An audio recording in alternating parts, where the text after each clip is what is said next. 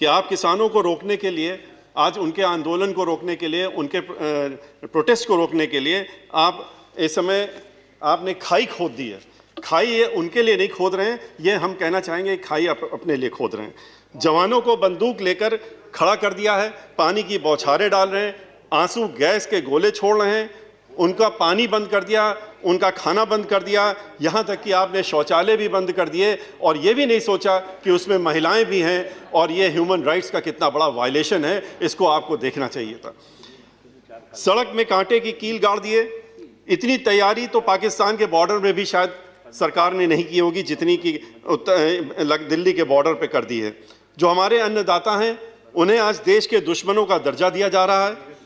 याद रखिए, ये किसान जिनके पास खाने को कुछ नहीं है, खोने को कुछ नहीं है, इन्हें आप डरा धमका कर और उन पर अपना कानून थोप नहीं सकते जो कानून उनको पसंद नहीं है।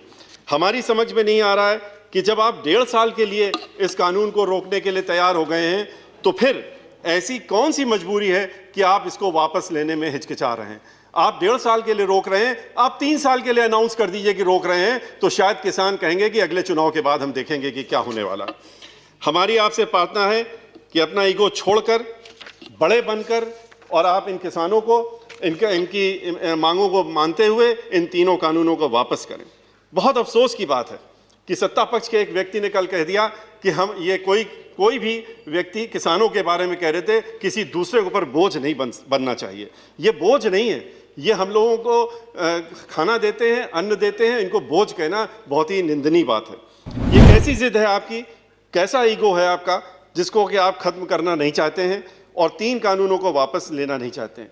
किसान जो हैं वो आप ही के बच्चे हैं, आपकी भाई हैं, बहन हैं, माता हैं, पिता हैं, उनको आपने देशद्रोही बना दिया। उनको आपने कह दिया कि ये तो टेररिस्ट हैं और मीडिया के माध्यम से, मीडिया को इस्तेमाल करके, क्योंकि मीडिया भी 10% को छोड़ दीजिए तो बाकी सब जो है इंडस्ट्रियलिस्ट के हाथ में है और उनको आपने उन 10% के ऊपर भी इतनी दहशत फैला रखी है कि मीडिया को आज आपने एक पिंजड़े में बंद तोते की तरह बना दिया है कि जो उसको पढ़ाया जाएगा, जो रटाया जाएगा, वो मीडिया का व्यक्ति वही बोलता रहेगा दिन भर और आपसे भी चाहेगा कि आप यही बोलिए। फार्म इंश्योरेंस पुलिस फोर्स में इनके ही घर के बच्चे रहते हैं जिनको आप आज जवानों को आपने खड़ा कर दिया उनके विरोध में कि आप इनके लिए तैयार रहिए, आंसू गैस लेके तैयार रहिए, गोली लेके तैयार रहिए और इनको ज़रूरत पड़े तो गोली चलाइए। तो ये उन्हीं के बच्चे उस फोर्स में भर्ती हो रहे हैं और यही जो बच्चे, इन्हीं के बच्चे देश के बॉर्डर्स में भी हम लोगों की सुरक्षा करने के लिए वहाँ पर तैनात हैं और हमारी आपकी सुरक्षा करते हैं। ये धूप में, बरसात में, कड़कड़ाती ठंड में भी छप्परों में रहकर, खुले आसमान के नीचे बैठकर हमारे लिए अन्न उगाते हैं और जो नुकसान हर वर्ष उसके बाद नुकसान भी होता रहता है उसको सहते रहते हैं और इसीलिए हम शायद इनको अन्नदाता भी कहते हैं। सरकार इन्हें 500 रुपया महीना देकर अपनी पीठ थपथपाती रहती है और कहती है कि हमने इतने 1000 करोड़ रुपए किसानों को दे दिए। 500 रुपया महीना दे करके आप इनको खरीदना चाहते हैं और इनके ऊपर कानून थोपना चाहते हैं।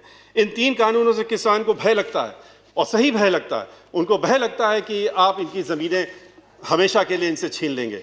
आप जिस तरीके से कुछ चुनिंदा इंडस्ट्रियलिस्ट के हाथों में एक एक चीज़ को बेच रहे हैं, चाहे रेल हो, तेल हो, गैस हो, ज़मीन हो, आसमान हो, आपने सब चीज़ें इनको बेचने का काम, अब तो आपने नदी किनारे पोर्ट्स भी बेचने का काम कर दिया, LIC को बेचने का काम कर दिया। LIC जो जहाँ पर कि लोगों की लाइफ इंश्योर्ड रहती है उसको भी आपने बेचने का काम तय कर लिया कि इनके हाथ में बेच देंगे। तो ऐसी स्थिति में आज आप बैंक को भी बेचने की तैयारी में आ गए। आपने कह दिया कि हम प्राइवेट बैंक भी और बेच रहे थे, अब आप सरकारी बैंक बेचने की बात कर रहे हैं। जब आप सरकारी बैंक को बेचना चाहते हैं, जिन बैंकों में इन्हीं इंडस्ट्री से घोटाला करके पैसा लेकर के विदेशों की सैर कर रहे हैं, तो किसान भी डर रहा है कि उनका क्या होगा। उनकी ज़मीन, एक बार ज़मींदारी एबॉलिशन एक्ट जब 1952 में आया था, जुलाई 1952 में आया था, आज से 70 वर्ष पहले, तो ज़मींदारी ख़त्म करके किसानों के हक में पूरे देश में ये कानून लाया गया था और उससे उनको फ़ायदा भी हुआ था। आज आप ठेकेदारी के नाम पे उस ज़मींदारी को वापस लाना चाहते हैं। आज इन किसानों से ज़मीनों की उनकी लेन देन करके, उनके पट्टे करा करके, उनके ठेके में ले करके आप उनको इस ज़मीनों से महरूम करना चाहते हैं। इसीलिए वो परेशान हैं कि इसके बाद इन ज़मीनों का क्या होगा और हमारे साथ क्या होगा। कानून के बारे में आप अच्छी तरह से जानते हैं, जो 3 कानून बनाए गए उसमें एक नहीं अनेकों खामियां हैं। किसानों के हक की कोई चीज़ नहीं है। एसडीएम तय करेगा कि कौन, अगर कोई बात होती है तो एसडीएम तय करे। एसडीएम आपकी सुनेगा, इंडस्ट्रियलिस्ट की सुनेगा कि या एक गरीब किसान की सुनेगा।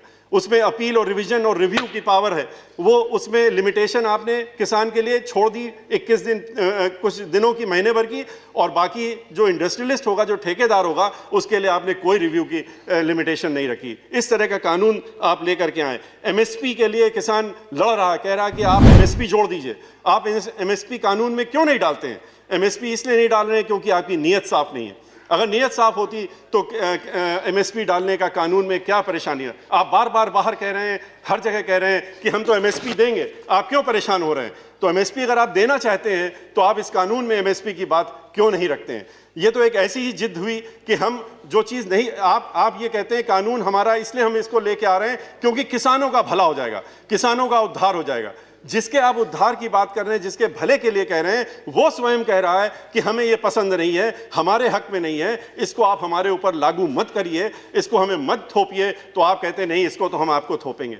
ये तो वैसी जिद हो गई कि एक स्टूडेंट कहता है कि हम तो इकोनॉमिक्स पढ़ेंगे, हम पॉलिटिकल साइंस पढ़ेंगे, हम इंग्लिश लिटरेचर में आगे पढ़ेंगे। आप कहेंगे नहीं नहीं, आपको तो मेडिकल में ही जाना पड़ेगा, इस देश के सारे लड़कों को मेडिकल पढ़ना पड़ेगा क्योंकि यही देश के हित में है और यही सारे बच्चों के हित में है।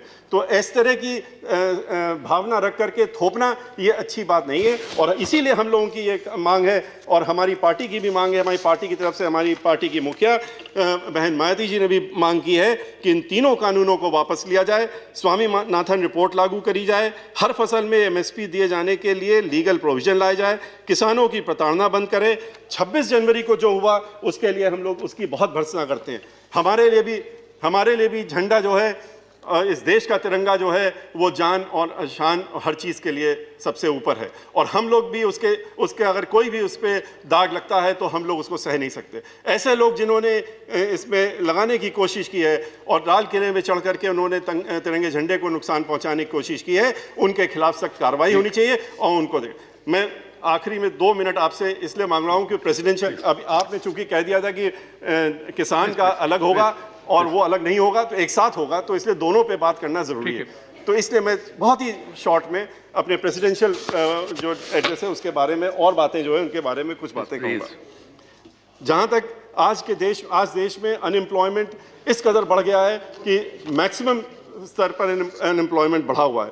2 करोड़ नौकरी देने का वादा किया था, जिस तरह से आपने 15 लाख रुपए देने का वादा किया था गरीबों को उस सालाना, लेकिन 1 करोड़ से ज़्यादा नौकरियां जाने का काम हो रहा है। ये सब डीमोनेटाइजेशन का असर है। उसके बाद से आज के रोज़ पीएचडी स्टूडेंट्स जो हैं वो भी क्लास 4 की नौकरी के लिए दरखास्त लगाते हैं तो लाखों में दरखास्तें आती हैं।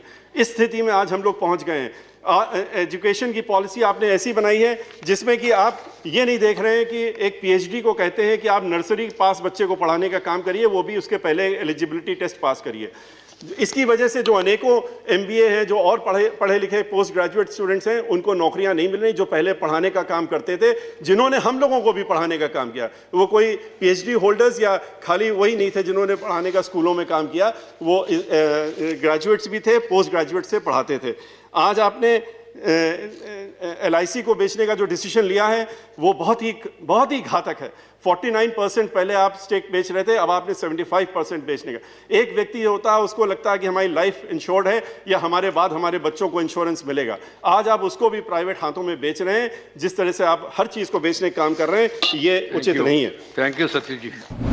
लीनियर जो एक्सीलेटर मशीन होती है वो सिर्फ विदेशों में बनती है और 2 ही कंपनियां बनाती हैं। उनको यहाँ पर ला करके अगर हेल्थ स्ट्रक्चर हमको बढ़ाना है तो उनके लगाने के लिए प्राइवेट लोगों को आगे आने की इच्छा अगर हो या किसी को भी लगाना हो तो उनके पास कैपेसिटी होनी चाहिए। अनफॉर्चुनेटली ये बात मैंने पहले भी कही थी, आपने ये एक बार फाइनेंस मिनिस्टर से भी माननीय अध्यक्ष जी कही थी कि इस पर ध्यान दिया जाए कि उसमें आप 27% जो है इंपोर्ट ड्यूटी लगाते हैं। 27% इंपोर्ट ड्यूटी, वो 12-13 करोड़ की मशीन आती है उसमें 27% और दे। इस वजह से आज इसमें आप कितना कमा लेंगे साल भर में? 50 करोड़, 60 करोड़। लेकिन इसकी वजह से आज कैंसर की वजह से लोग मर रहे हैं, और उनको दिक्कत हो रही। MRI, CT, you. इन पे जो है इंपोर्ट ड्यूटी खत्म होनी चाहिए, टैक्सेस खत्म होनी चाहिए। इसी के साथ में अपनी बात thank you very much sir. अगर आपने अभी तक हमारा चैनल सब्सक्राइब नहीं किया है तो सब्सक्राइब करें और घंटी का बटन बिल्कुल भी दबाना ना भूलें ताकि सभी लेटेस्ट खबरें पहुंच सकें आप पे सबसे पहले।